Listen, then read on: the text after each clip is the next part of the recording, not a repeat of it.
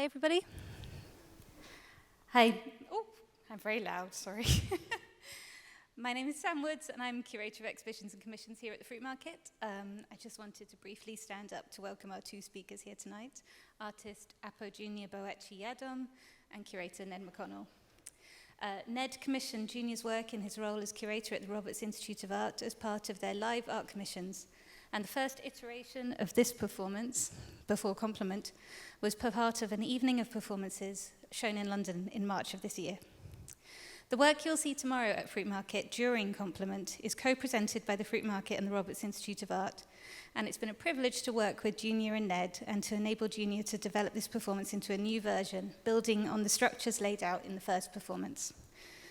We opened this new warehouse space last year, and our plans were for it to be a new space for artists and to make the most of its potential as a space suited to showing performance and live art.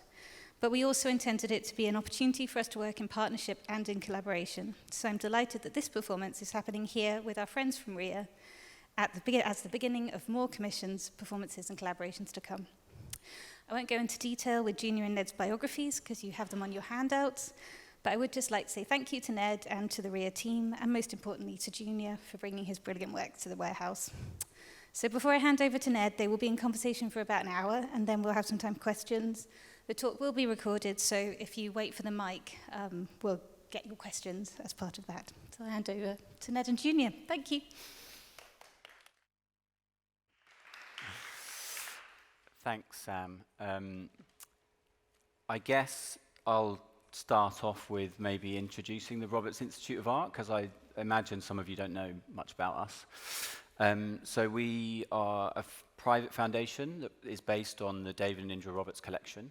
We're based in London. We don't have a gallery space, so we commission performance work. We work with the collection, but we collaborate in similar ways to this, but we also do collaborate on exhibitions from the collection and things like that. So I guess really the foundation, one of the key strands of the foundation is performance work, commissioning new performance work, and that's been going on since its inception in 2007. And one of the things that we were known for was a performance event called the Evening of Performances, which ran alongside Frieze London each year in London. But we are moving away from that model of working where we had these sort of big one-night extravaganza performances where there'd be lots of different performances one after the other, to try to work in a more sustainable way, I suppose, with performance. I think that performance is something that requires a lot of care and kind of nurturing, and I think that that sometimes gets forgotten.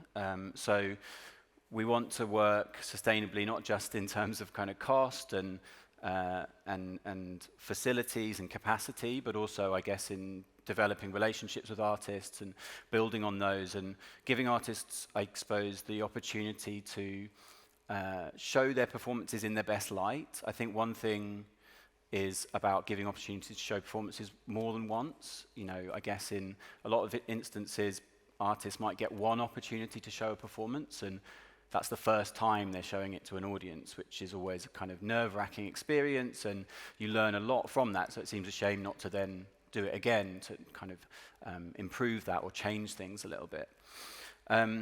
So this particular performance, which is happening tomorrow night, represents, I guess, the first time we're doing that. So as Sam said, that we commissioned Junior's work for our live art commissions in London, which happened in March.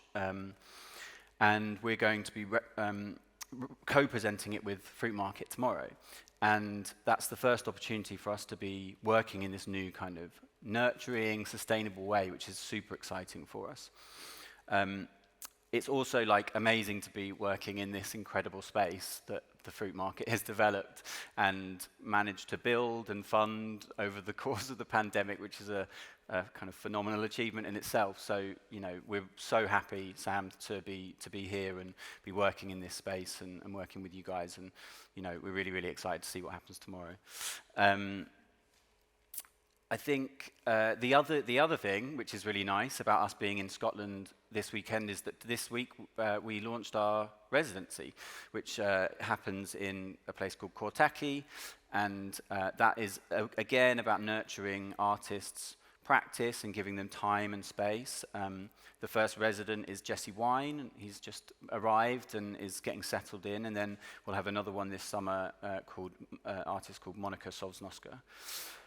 So that's kind of RIA, I suppose. And now I'm going to give a little bit, I'm going to try not to talk for too long to get into the conversation, but I just want to give you a bit of background, I suppose, about the Live Art Commissions and what this original commission was a part of and the kind of rationale behind it. So in May 2020, when obviously we were in kind of the beginnings of what turned out to be very, very, very long lockdown and period of kind of confinement, we decided to start or commission 6 artists to create new work to be presented live whenever that was going to be, with a kind of commitment to supporting them over that period, given the fact that so much live work had been cancelled or postponed or was just kind of generally in limbo at the time. So we wanted to support some artists who were working in that way and needed the support at the time.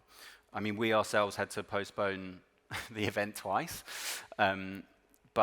and so I guess credit really must go to the artists in terms of their patience and adaptability over the course of that commissioning period. But essentially, we commissioned 6 artists to create 6 new works. We paid them a commissioning fee alongside a production fee, but we wanted to make sure the commissioning fee was enough to sustain them over the period that they were working with us, so we made sure that was the case. That then culminated in a performance evening in London, which was in March, at the end of March, which involved the 6 artists at a place called Studio Spaces in London, which is a kind of club venue in East London. And then from there, what our hope is to, similarly to this project, is to put on the performances in other places around the UK, again, focusing on sustainability and making sure that other audiences get to experience those performances. Okay, so that's the kind of that bit out of the way. So I think one maybe good thing to do, Junior, is to start off with the work that was in London and kind of describe it a little bit. So this image here is an image of the work as it was set up in London. There are differences that you can't really see in this image compared to what we're looking at here.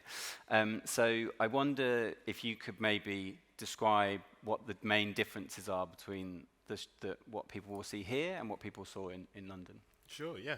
So with the performance in London, we had a string trio. So there was the Apartment House, worked with Apartment House, I don't know, it's quite, they've done some work in Edinburgh, I think in here as well. So we had a string trio within the space in London, and what they were responding to was the audience as they entered the space. And similar to this setup you have here, there was this wall, as you can see in the photograph, but the entrance point was directly, so if you go back to the last slide, the entrance point was in this position. So you came in and you saw this wall in front of you.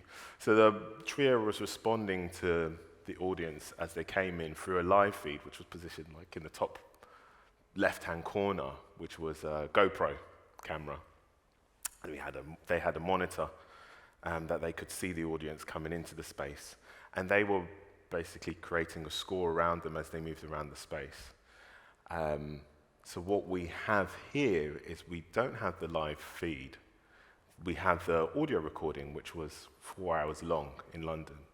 So with this soundtrack, with the audio recording, the musicians here, which we have a pianist, wind instruments, which is flute and saxophone, drums, and double bass. So they are responding, or they are adding a layer, I should say, to the string recording in London. So they're not having a live feed, they're responding to this recording. So as the audience came into the space, you had this piece, which is that print is basically on the reverse of this thing you have behind me. And so as the audience members would come closer to view the work, I had this video camera, which was positioned right in the center of this print, and then I was recording audience members' feet. As you can see, the audience could only see the musician's feet, so in return I was recording the audience's feet. And so that's what goes on to these 4 monitors. So I had this constant, as well as this constant recording of this audio, you had this constant visual recording of the activity within the space, which you'll be seeing. So yes, that's what's happening here, yeah. Great.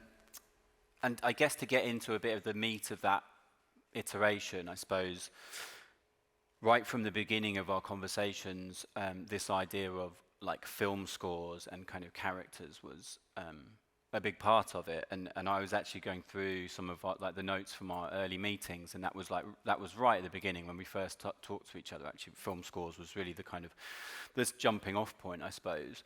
So I wonder if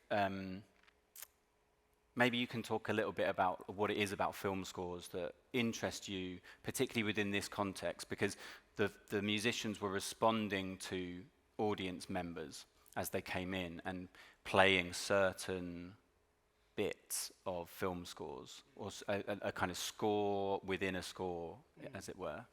Yeah, so they had a key, and it was 10 different variations in which they could play, and with that 10 variations, it ranged from comical to sad to sort of slightly romantic, and they were taking their reference from film scores, just in the fact of I was sort of looking at particular. I mean, you get it quite regularly now within films, but it's very much in the vein of having film scores that describe a character. So they're having the sound where you have this one soundtrack that sort of shifts depending on the person, that sort of thing. So I gave an example, of course, of like the good, the bad, and the ugly. That classic thing of there's an overarching soundtrack, and then when the good comes, there's a certain note, bad and ugly, Or another common thing is James Bond movies, where you have it just constantly goes back to that same. It's just changing that variation and that idea of what would you call it? It's that idea of having different perspectives to the same, within the same settings. Yeah.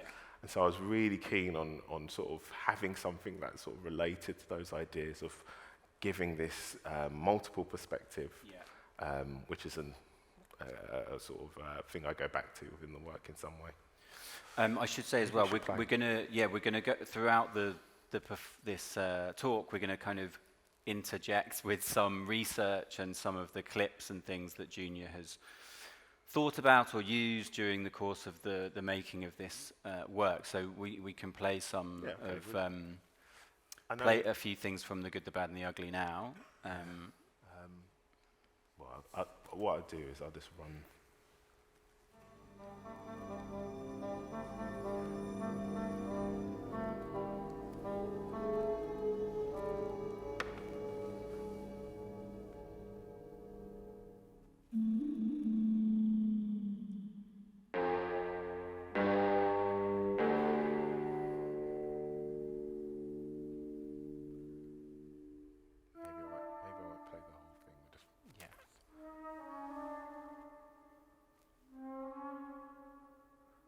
Move it on slightly.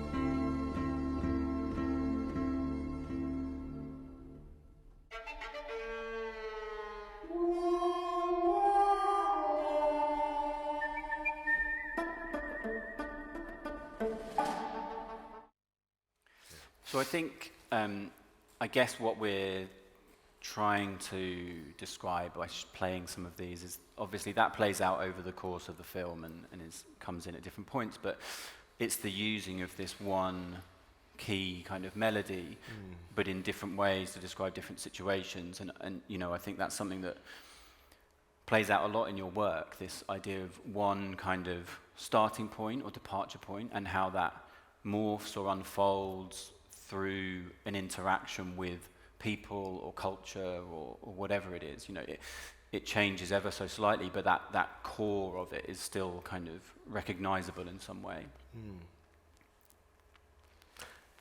Yeah. I don't know what I don't know. I mean, do you want to play the Fellini clip now, or do you want? Okay, yeah, and then well, let's play that, and then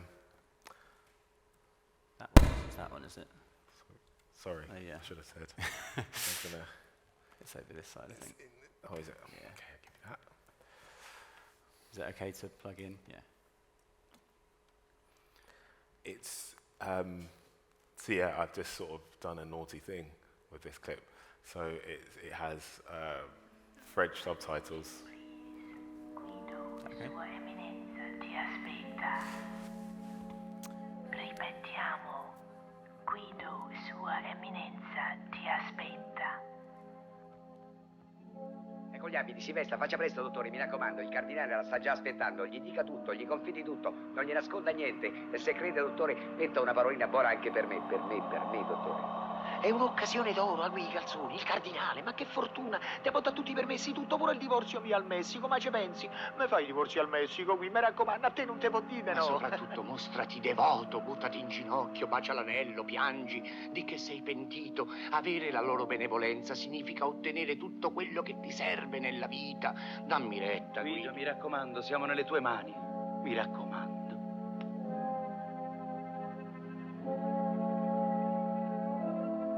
Soltanto 5 minuti.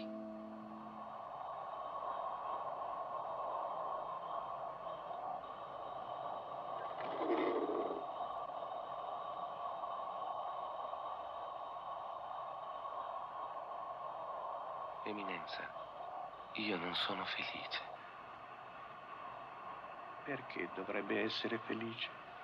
Il suo compito non è questo. Chi gli ha detto che si viene al mondo per essere felici? Dice Origene nelle sue omelie. Extra ecclesiam nulla salus. Fuori della Chiesa non c'è salvezza. Extra ecclesiam nemo salvator.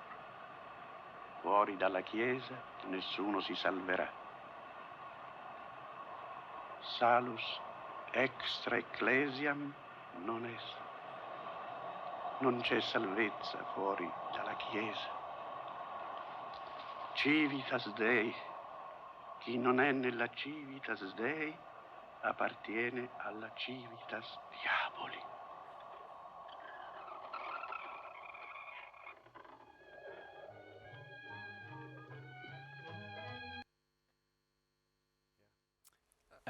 So don't worry about, it didn't have English subtitles because the action isn't really what we were interested in. But do you want to talk a little bit about what interests you about that particular passage from the film?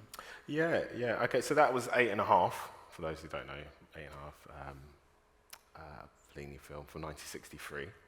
And yes, so, you know, like I'm sure many of you are aware of, those of you who make work, you know, it's this I had this idea for when you approached us to do,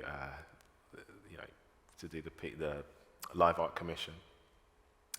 And I sort of wanted it to have, I knew it was going to have this audience, the performer was going to be responding to the audience in some way. And so I was thinking initially, you know, the initial thought was, okay, have it, you know, we're going to have somebody DJ or something that's going to have the same sort of soundtrack, but have like a whole team of records of which they're going to be able to respond to people as they come into the space. But like, you know, with most things, your mind's always switched on to it. So, you know, I've watched this film several times before, and I don't know, I watched it again, and then I saw that scene with the sort of the window opening and how it was a view from below, and it cropped, you know, it just focused on the feet and this indication of bodies, but without representing them in some way, just the movement of them. It's what sort of what led me onto this being fixed on having this wall that was going to have this space where you can have, you know, from knee below, that's all you're going to see. So that was really the clip that was like, yeah, got me fixated. And I sort of, from that point, I wasn't really shifting from there. It was a case of, all right, I know there's not going to be a budget to make this wall go up, that sort of thing. So how am I going to combat that? So yeah. I mean, that's a nice segue actually into my next question around feet, because feet are a kind of a recurring theme in your work. And I mean, I suppose feet have, like, it's since we started talking about this talk, actually, I've been noticing feet a lot more. And I think, you know, there's something about them, they have like a sense of rhythm, but they also give off, like, if you isolate them, they also give off like a mood of someone, but also like this sense of kind of progression and motion. And I suppose all of those things are like quite important in your work. I mean, we talked earlier about your work PYT, which I'll let you tell what it stands for, but essentially, we don't have an image of that work actually, but it's essentially a pair of shoes tied to a bunch of balloons, helium balloons, so the balloons then pull the shoes up to be on their tiptoes. But I'll let you explain more about it. I mean, it's a beautiful work, and it's from 2009, so it's quite an old work now. Yeah. So yeah, it was just a reference to you know, Michael Jackson. So the title was PYT, and this is before Michael Jackson had died. Was that same year he died? I think. Yeah, 2009. Yeah. So yeah, I made this piece. It was part of a residency in London, where a lot of things that I think of is quite impulsive. You know, you spend time with it, but when I sort of operate in that sort of way. But anyway, with this particular work, I sort of wanted to, I had this visual of having, you know, Michael Jackson has this logo for his a lot of his records where, you know, he's on his feet, and people know that, you know, him standing on his toes, this idea of his white socks, and that it was just the fact that also with that image, he was so heavily referencing other dancers and other moments in history as well, that because he was so famous at the time, that sort of got pushed back, and it became this iconic image of him doing this move on Motown 25 in 1983. So, you know, it references, you know, obviously he's a big fan of people like Fred Astaire. He sort of does this Elvis jailhouse rock thing of standing on the toes, but it's just the fact that he's knowing that this is his moment to show that there's a different shift in who he is, and in understand the performance and understand how things can become iconic is something that he must have really been aware of. It's just looking at certain things to just grab what's gonna escalate him in some way. Yeah. But with that, there comes, you know, how to maintain that. And so I have this thing with the balloons as well. So there's these pair of black penny loafers, which is iconic for Michael Jackson of that time, and then these balloons are strung up by the heel of these penny loafers, and the balloons go to the ceiling. But as the balloons get old, as they sort of, after time, you know, when the balloons aren't so fresh, they start to deflate and they fall to the ground. So you have this sort of very beautiful image, and then eventually you start to see the fur of the balloons. It starts to deteriorate in some way. It starts to, it starts to dismantle itself. And so that, again, is this reference to these, you know. I think this idea of like this sort of nugget of something coming to define or represent the whole in a way, like this is another really good example of it. I think it was like Matt Groening, like the Simpsons creator, who said like all the best characters are recognizable in silhouette. And it's a similar kind of thing, you know, like something that's iconic is you're able to strip away lots of it and still recognize it as something that is culturally significant. And I suppose that work does that really well, but it also represents this, like you say, this kind of like decay of what those images do or what they come to represent in a way. So another work that involves feet is 4 minutes 6 of conversation from 2015, which we do have some of on here, don't we? It's these ones, right? Yeah, those are the ones. Yeah. So I mean, these are like install images of the shot of the work, but maybe you can talk a little bit about what the work was. We don't have any video footage of the actual of the videos that were in the installation, but again, it's using this idea of the cultural creation of something, and particular within the field of dance in this case. Yeah, I mean, yeah, with this particular, again, it's sort of looking at a movement and breaking away from this idea of thing.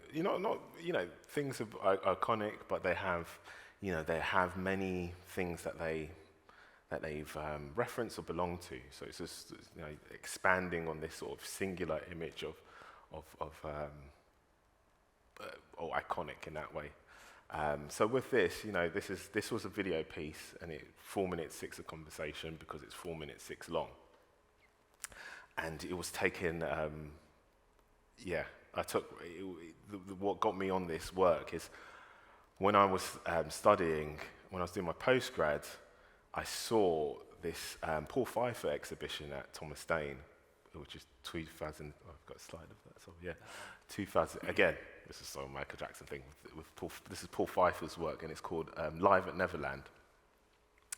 And I went to see this at Thomas Dane in 2007 when I was still studying, and it just, there was something about, it was the moment when, I just saw this piece of work and I knew that this is the time I'm going to move this work into a new direction. I was sort of unsure of, I was starting to use video and moving image and photography back again, and this work just sort of made me making it all clear in my head. So it sort of shifted that, it sort of helped with this 4 minute 6, but having seen that 2007, I made 4 minute 6 in 2014, so it was just there. I didn't know how to quite form it. But I like this idea that there was different mediums that were talking to each other. So again, this idea of multiples and just trying to connect them. And so with 4 minute 6, I've taken this archive footage from a film called No Maps on My Taps from 1979. And with that film, they were talking about, the sort of this sort of jazz moment in history, so sort of the 50s and the 60s and that sort of early 60s and that sort of time.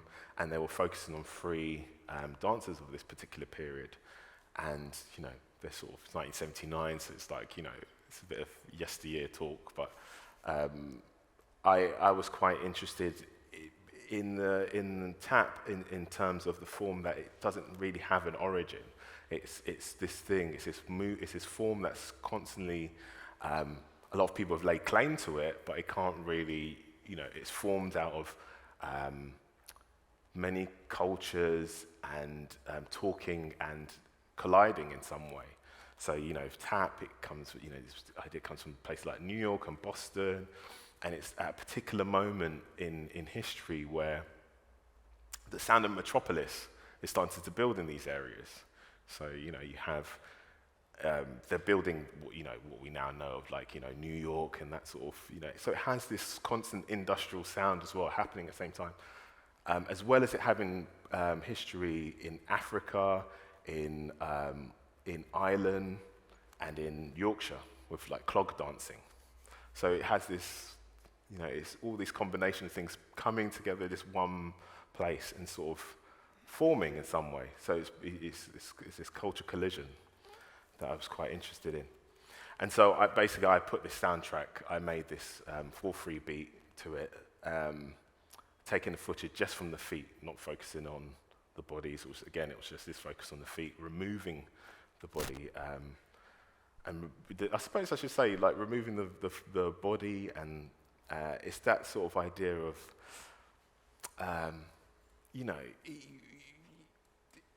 this idea of the body in some way becomes quite associative.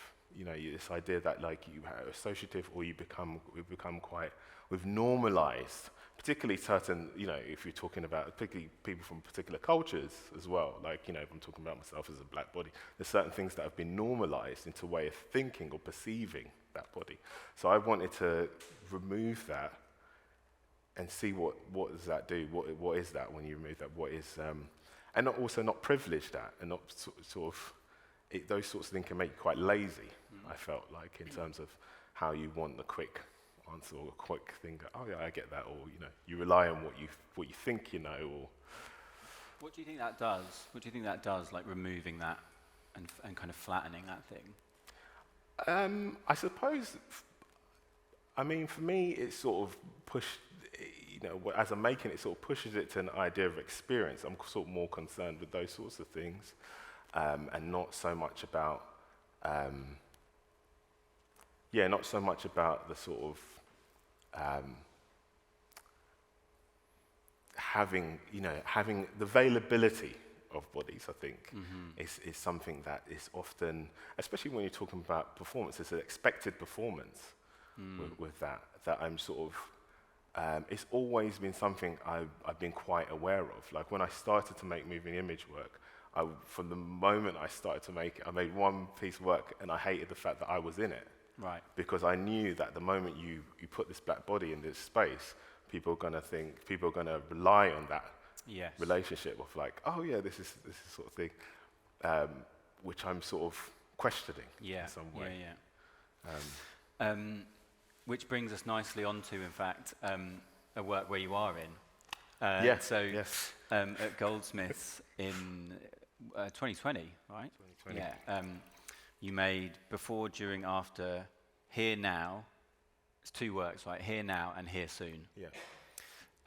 Which, I think one thing that I've found about that work is this, you're talking here about, like, concealment or choosing what to reveal and what not to reveal of certain bodies or certain clips or certain things, so that you can try and flatten that experience and maybe focus more on what they're communicating or what they're representing, I suppose. Yeah, I mean, it's a focus very much about the movement of that and how those, the constant, this sort of focus on culture is constantly shifting. Yeah. And I think that's what I mean when you put, in some respects, I'm not, in the way I was thinking about it, is when you have a body within that, it stops that way of thinking. You start thinking, it becomes rooted when it's, culture is essentially, that's what it is. It's something that's constantly shifting and moving. So I sort of kind of trying to work out how to make work that deals with that in some way. So then, I guess this was, 5 years after this piece, you make the piece in Goldsmiths, which is, I'll let you describe it and I'll find the images of it. But I should say what happened with that 4-minute 6 and what happens with a lot of the works is that it goes through this, it goes through different iterations, it becomes something else. So what happened with 4-minute 6, when it started off on a cube monitor on the floor and you had these sound sensory spotlights that responding to this track I'd made on top of it, I had shifted it 2 years later with that last slide you showed. Sorry to go back. I know, it's all right. With that last... the Jerwood ones? No, the spotlight with... No, sorry.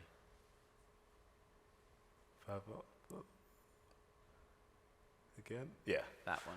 Yeah. So in that space of 2 years, I put it into this live scenario where I'd taken it from this 27-inch cube monitor and moved it to this projection that was on the wall. And I invited Gio, who's drumming in this situation, to play with it, the playback video live. And so doing that, having somebody putting it into a live setting is when that's when it really sort of takes off to this sort of live thing that I'm sort of doing now. Yeah. And so, so you know, this use of drums, Geo, although it was visible, it was dark. So the focus again was very much on the video and the sound that was created from it. So again, just trying to create an experience of this work. And from this point, I then moved on to record in the Jerwood. I then moved on to use drum again, so like the classic trap drum, drum kit, where I invited a drummer, a different drummer this time, to perform within the space, within the show I had at Jerwood in 2019.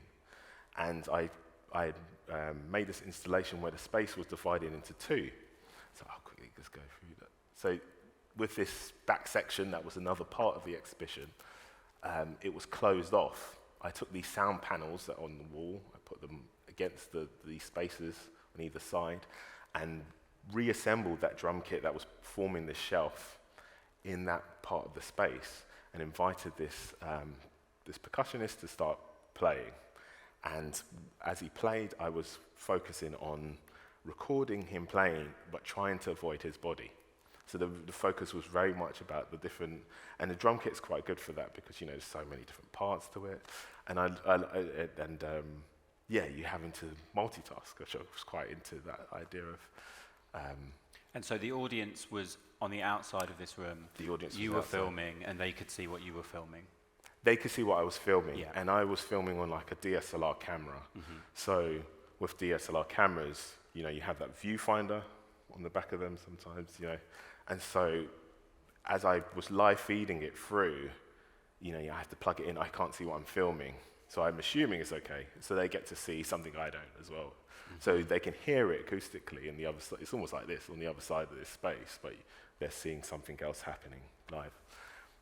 And it's just that, and so from that, and I suppose the reason why I was using Geo in 4 Minute 6 was because I was also thinking about that, like how would you have the experience of something of a performance without the body being involved? And so with Geo's recording, I was also recording these parts of the drum kit where you're trying to avoid him. So you get I suppose hands is something I've got as much as feet. Not quite, but again, it's,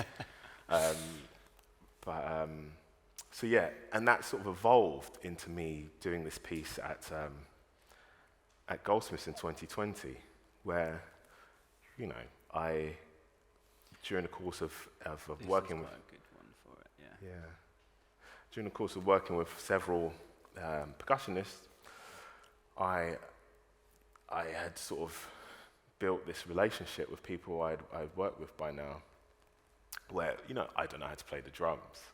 And so I was quite interested, I was saying, what would this scenario be if I'm learning how to play the drums? So I'm not performing, it's very much about this live event where I'm learning to play the drums in front of an audience.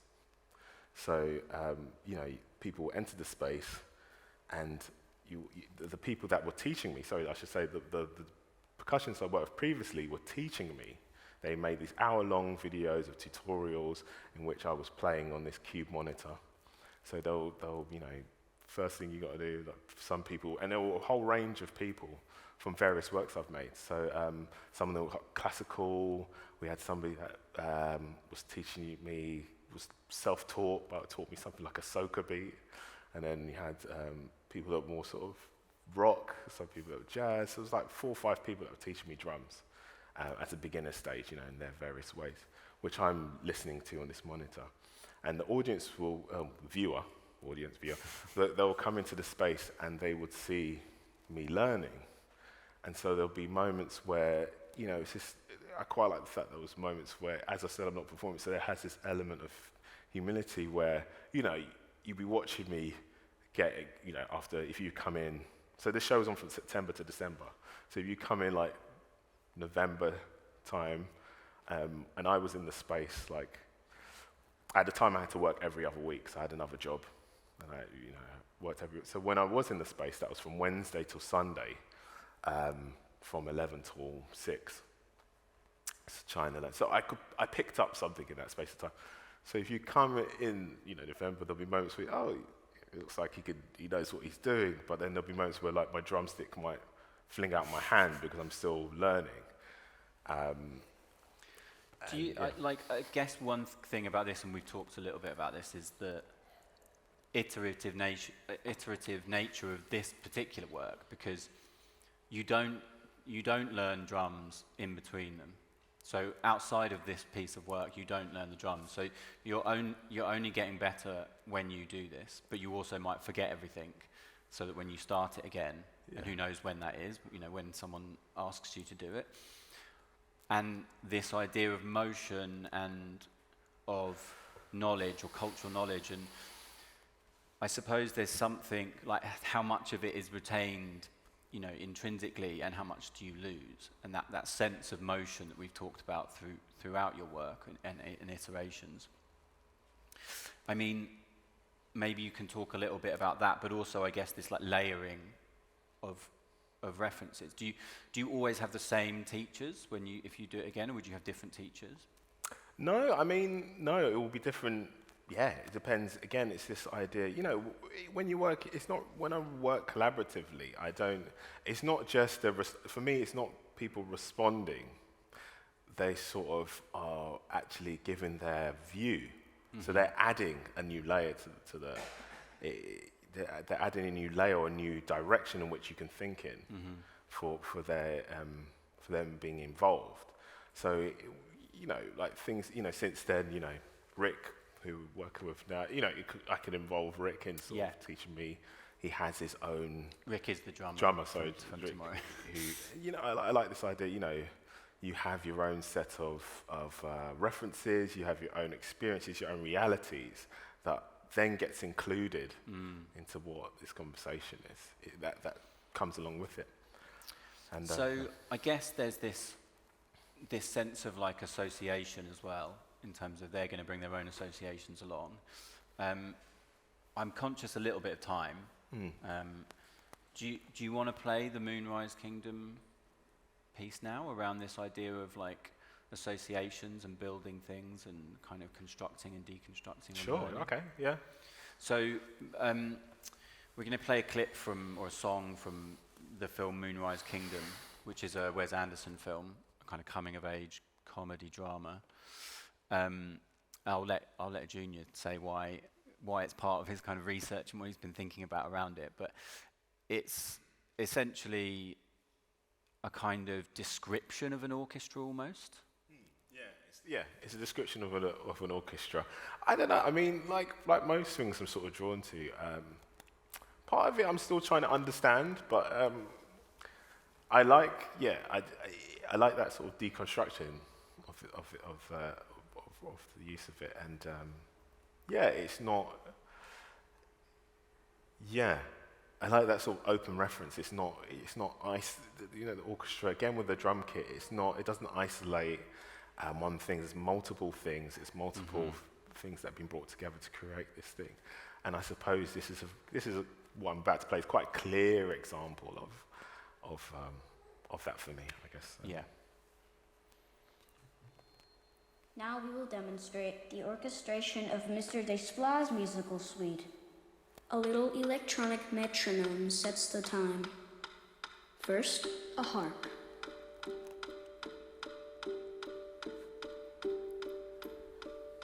Next, pizzicato cellos.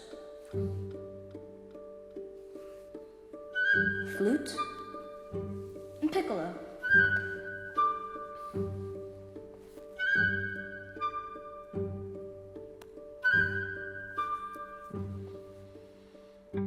Electric guitar.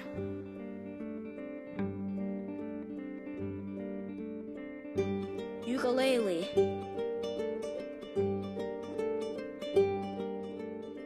Classical guitar.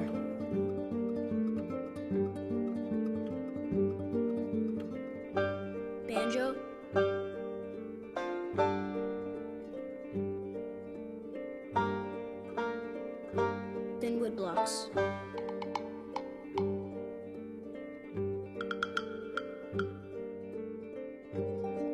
more harps.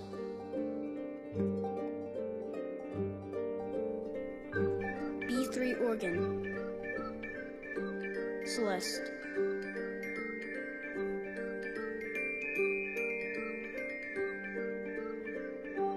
Bowed vibraphone.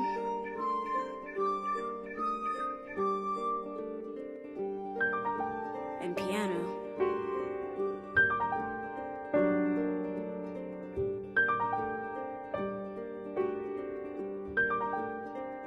Pizzicato violins.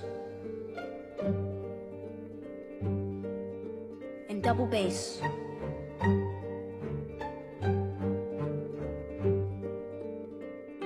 Tubular bells. And glockenspiel. The ride cymbal. Piatti. Snare drums. Grand Cassar. Timpani. 16 baritone bass singers. Xylophone. Bassoons. Clarinet. French horns. Tenor sax.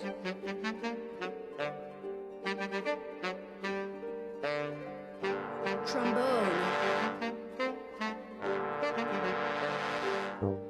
Tuba. Trumpets.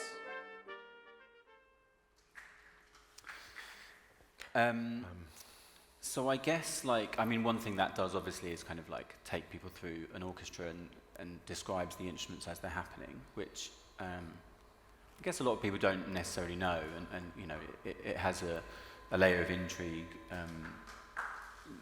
because of that. One thing I am intrigued by is this idea of performer experience, and I think, for me, certainly that piece, it makes me think about the people playing the instruments more than when I'm just listening to an orchestra, because when I'm listening to an orchestra, I often feel like I'm listening to one body, if you like, of musicians, but that highlights them so I can hear the music, like the instruments more individually, and then I think about the personality of that instrument and the people playing them. And it's something that we've talked about in terms of this work, and I suppose it's something that I haven't really encountered before when working with a performance artist who collaborates with other performers, in terms of them thinking so carefully about the performer's experience of the piece as much as the audience's experience of it. So maybe you can talk a little bit about that, and why are you so interested in the performer's experience as they're playing it, you know, what they're feeling and how they're feeling about when they're performing? Yeah, I guess it's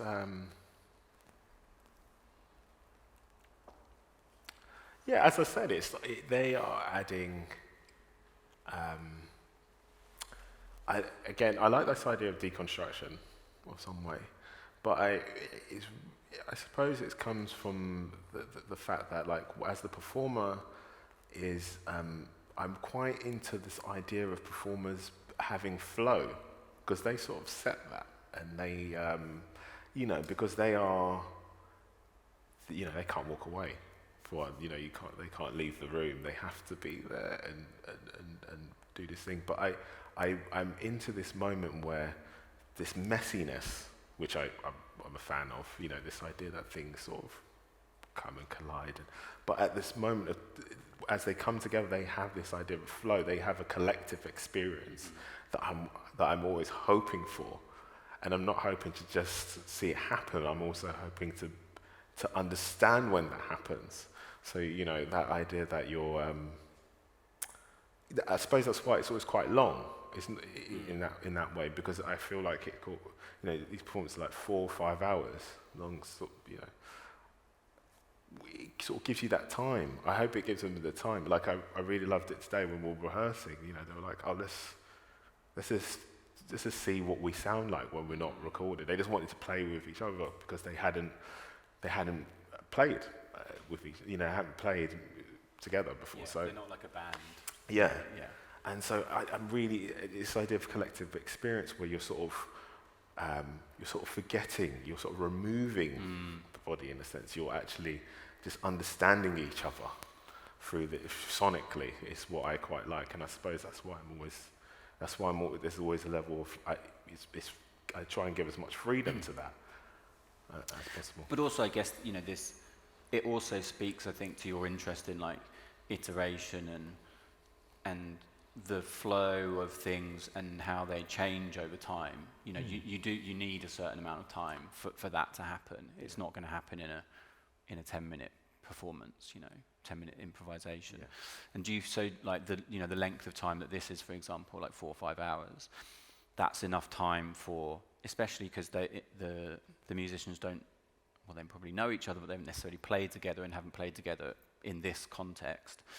That gives enough time for it to mold and shape around itself, I suppose, and kind of become its own thing. Totally. That's, yeah. With moments, it's like, how do you encourage that to happen? And that's the idea, and that eventually being the case with, as that sort of extends to the audience, this idea that, it's like certain musicians, there's certain musicians I've seen or I've heard about that, like to perform as the sun goes down and, they're just playing for like 2 hours. They have like, maybe they have a percussionist or something playing for an hour or so, and then the rest of the musicians come into the audience of this sort of witnessing this thing happening, and then it builds up. So it becomes its background, and then you're immersed in it in some way. Yeah. Yeah. I mean, there's lots more we could say, but I'm also like a bit aware of time, and I just wonder if we open it up to questions now.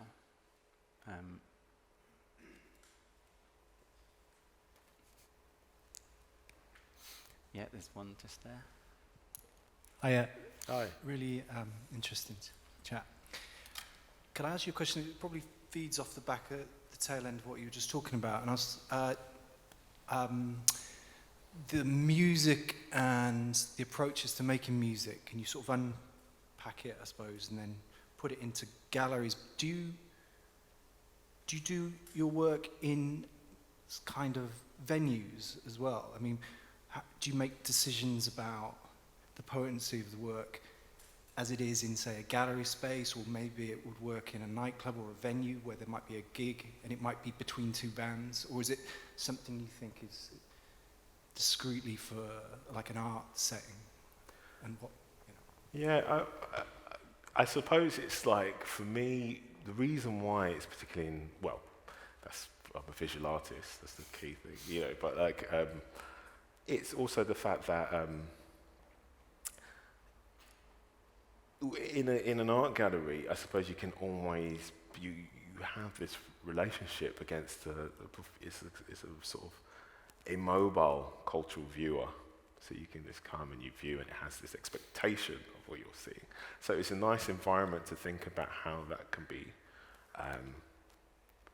be explored in terms of relationships with the viewer, in terms of that idea of the viewer as the sort of as the counsel, and the performer, which is the artist in some way, as a sort of appeaser in that way. So it's a direct dynamic that goes on that it sets up for an interesting environment for me to explore that with.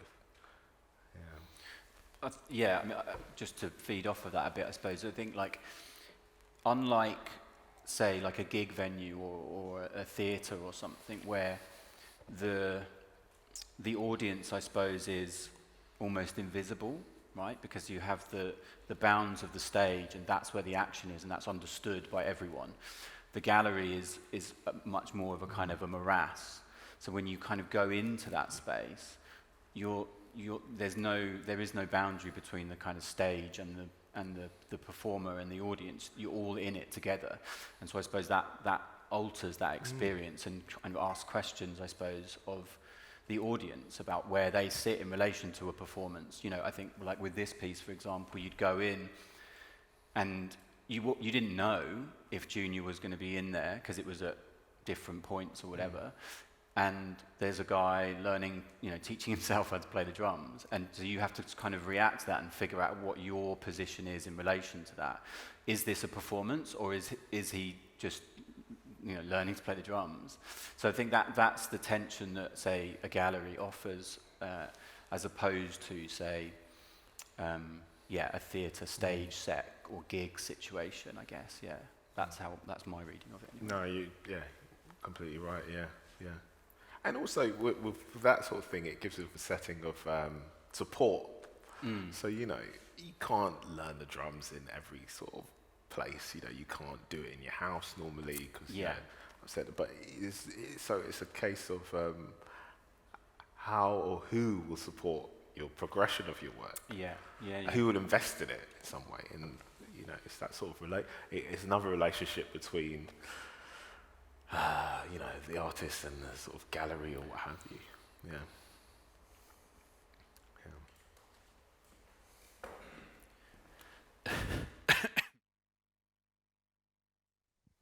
Yeah. I think it's safe to say that you maybe have a foot fetish, but apart from that, is there any part of your work that you don't like? And from that, has there been times where you finish your work, you love it, I'm assuming, and then you think that you've missed a trick. Once it's been put out for maybe a week or two, and then you think, do you know what? I should have maybe added this. This would have made it more, or it would have made it better, or people would have received it a lot more in the way that maybe you would have envisaged, you know?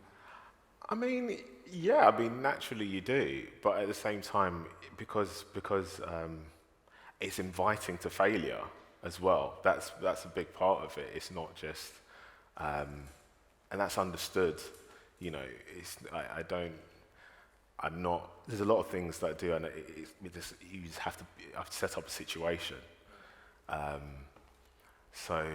Yeah, there's loads of elements where, and especially the fact that a lot of rests on recording or, you know, getting certain elements right. And once that's done, it's sort of, that's what the work is.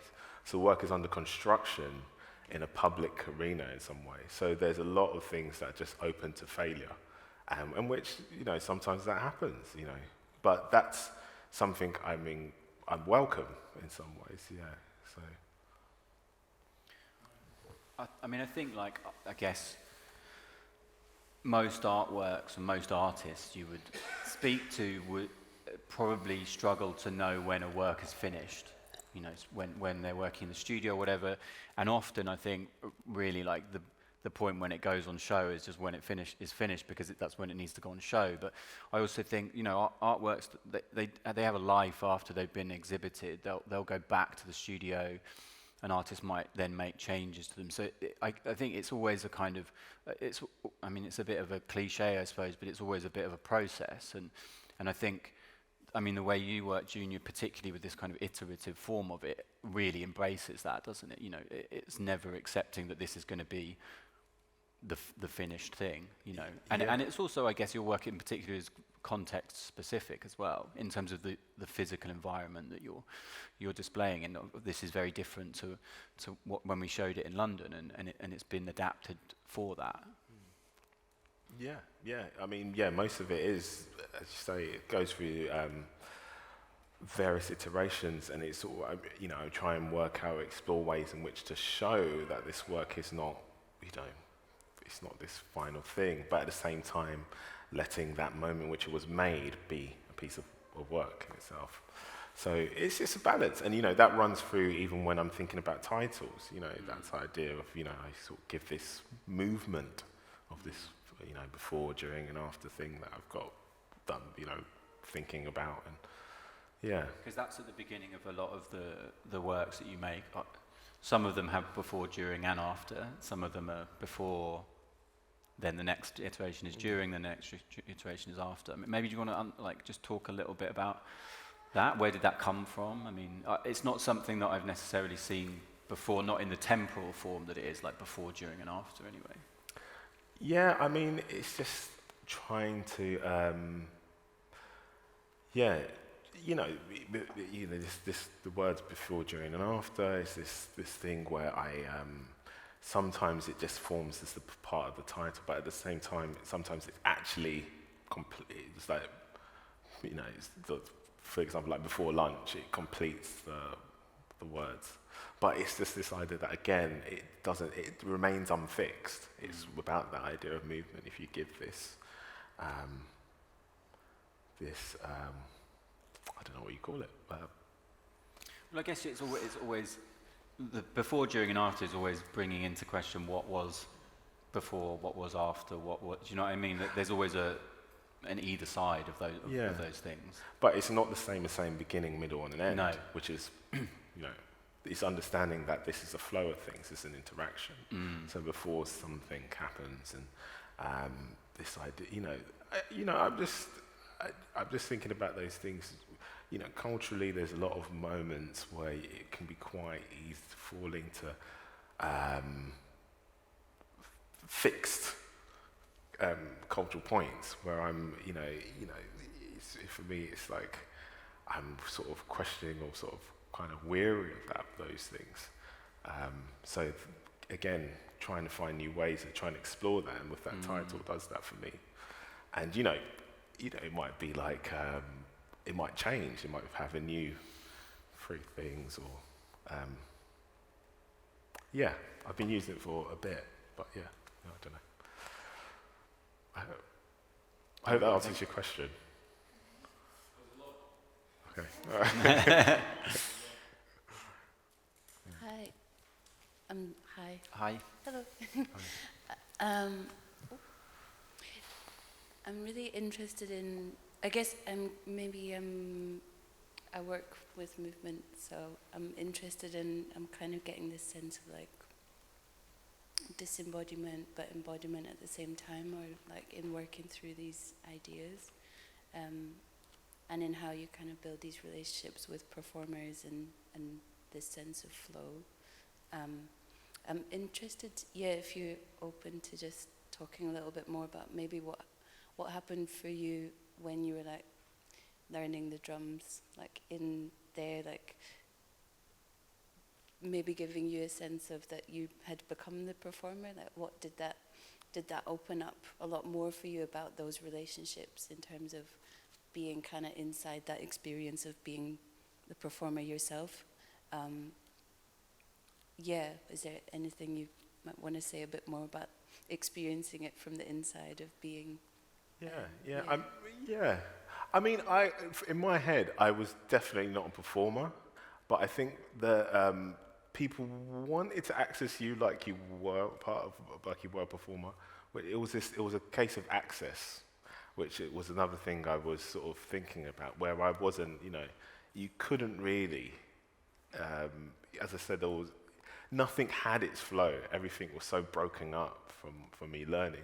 And, people, I suppose, because I had that in my head, and again, going back to the idea of failure, because I didn't expect to be this unknown, I sort of gathered an understanding of how to play more than I thought I would in that sort of space of time. But there's also this thing going into it that, I could be still doing, the basic things after 3 months. This is completely unknown. So, I was very clear that wasn't a performance. And I was, because, again, this idea of failure, I felt I was quite good and not, I wasn't really concerned about people coming in to see me. I really managed to block that out. The only time that, again, because of the age we live in as well, that was a bit like broken up is when people tried to take pictures. So that was the only thing I required. Like, no, you weren't allowed to take pictures of me during that exhibition. If you take a picture of somebody behind a drum kit, you think this person knows how to play, and it puts it into that's when it becomes a performance almost. So that was the only requirement, and that happened every now and then you have to interact and say, can you not do that? You know, that sort of thing. But other than that, I was very, in my head anyway, I was very switched off to that.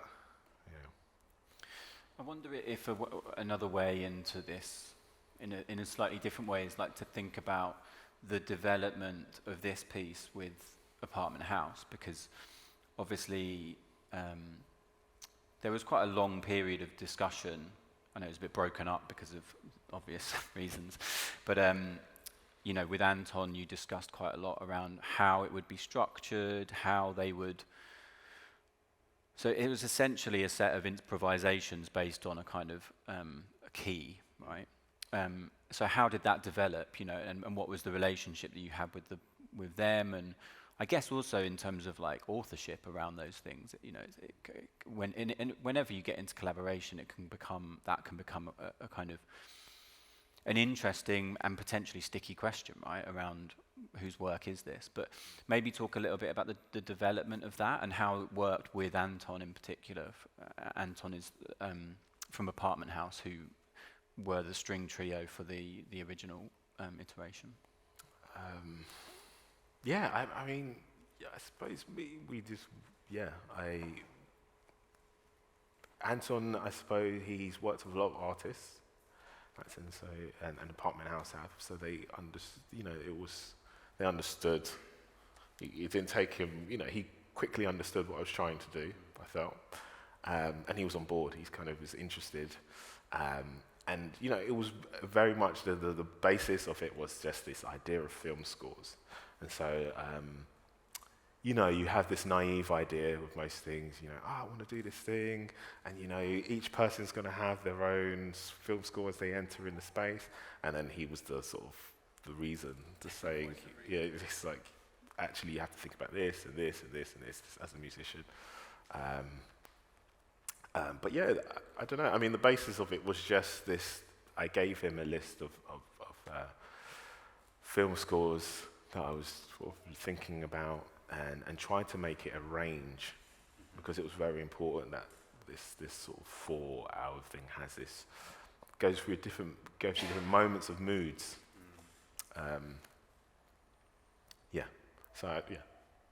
Does that answer? Yeah, I don't know. That's good. Oh, there's one at the back. Oh.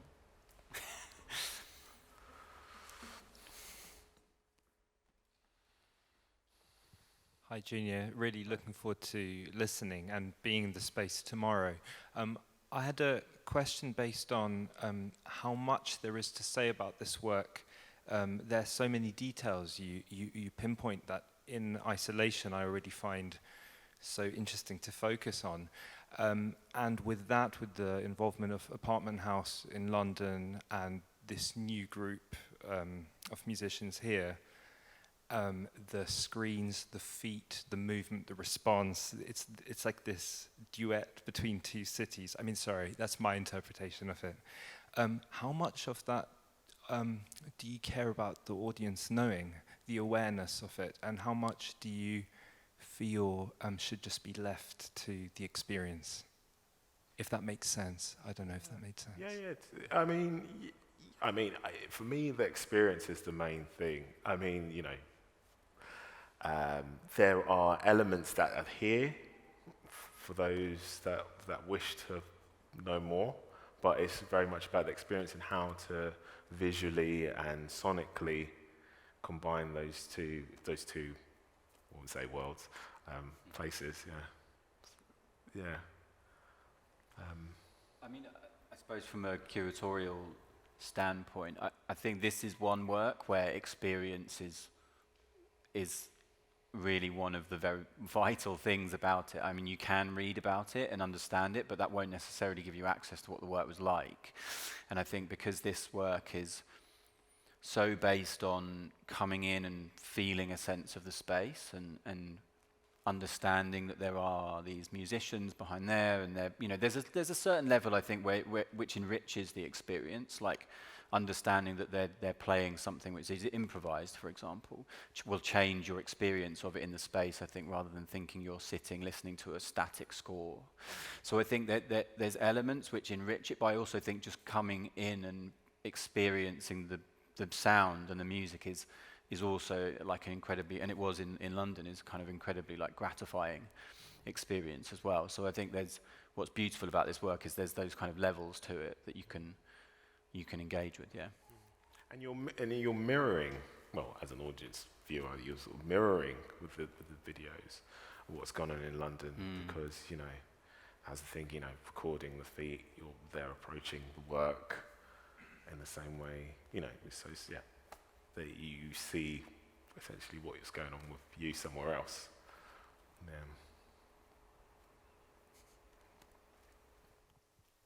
I'm really looking forward to tomorrow as well. Was lucky enough to see it in London, and just to pick up on that, the idea of knowing or not knowing was really interesting, because I did know, but then sort of forgot, and then kind of, because people were coming into the room and chatting and listening, there were different registers almost of audience behaviour, and then at one point it'd been very busy, and then it, you know, I was left with about 2 other people in the room, and suddenly became aware that the musicians were sort of very died down and it was all quite minimal. It was just, yeah, it was fascinating, that process of people's different modes of listening and behaviour within that space. I actually also am intrigued by the image, and I still don't really quite understand, if you can enlighten me, about the relationship between the photographic image and what's going on in the rest of the work. So the music, the sound, and then how that relates to what you see on the wall, what isn't obliterated, what isn't hidden. That's really in your eye line. Yeah, I'd like to know a bit more. Yeah, I mean, with the image, again, I'm trying to, you know, because I work with things with sound and very much with visual art, it's trying to find this relationship where they can both exist, work with each other. And, you know, with this idea of having a performance and what's performance and non-performance. So, you know, this vase, which is a fish, and that's a real fish eating a fish. And so it's a cycle for me in which, you know, the audience, it reverses, you know, the audience come in and they become the performers in some ways in that respect. And it was just this idea of this circular thing where the audience come in, they become the performers now become the viewers. That sort of role reversal, but at the same time being circular, being a circular thing. So on the other side of this, I should say, you know, these sort of relating to this idea of test strips, which you get photographic, you know, if you get something printed, how you make, so this is like double-sided. So that's on the other side of this, and this is like a selection that I've made from these various test strips, and again, it having 4 because relating to initially it was going to be quartet. Yes, that's right. In London, so that which we have here in Edinburgh, but what was happening? So I had these. So what happens is you for those that don't know, you get a picture, you give it different exposures, although you know what you're looking at on your screen or whatever you've edited it on isn't the same when you print it. So you give you know, the place where you print your large format image, you give them various exposures, and what they do is they just select a section to repeat in order to show you an example of what it would look like printed. And so that's their selection. And so it has this thing where they've chosen that section to print. We talked about this before, but you know, I think one thing that's lovely about the test strip in photography is it's like a moment that like really reveals the constructed nature of photography. You know, whereas all other forms of photography, like the finished form of photography, tries to deflect that often and sort of projects. a sense of reality. And I think that's also something that's in your work, this deconstruction, reconstruction of things, and sort of showing the makings but not showing the makings, or concealing and revealing things. But for me, it's just, again, it's just like, the idea of things, the messiness or the plurality of things, I like that presence with work that I think, I think when you say about the author, that's where it comes from,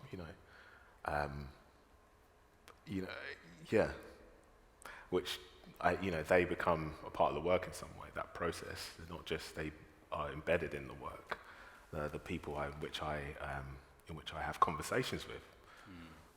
As well as, conversations, collaboration as well.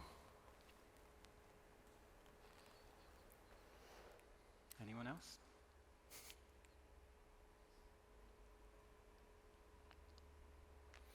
Okay, well, thanks for coming, everyone, and I hope you'll all be able to join us tomorrow.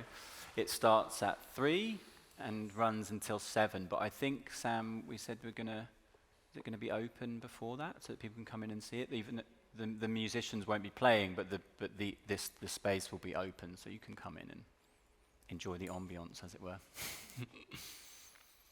Thank you. Thanks. Quickly, just to say thank you very much to Ned and Junior for the talk, and yes, please come tomorrow. 3 till 7 will be when the performers are playing, and thank you very much.